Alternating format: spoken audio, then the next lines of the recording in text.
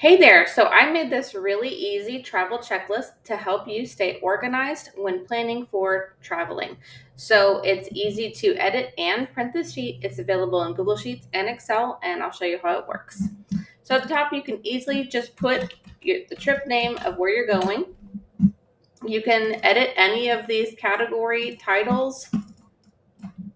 You can name it anything, so you're just highlighting it, hitting the delete key, and then putting in whatever you would like. And then any of these check boxes, you can change as well. So say that you want to change, this to paperwork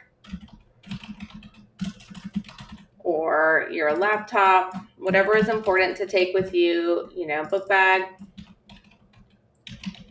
And then you can print this out. Easily, all you have to do is go to File and then Print. Do it portrait and scale is normal, and it should print everything out for you. And then hit next and print. So if you wanted to check this off while you're getting ready, you can just uncheck all the boxes and print it out.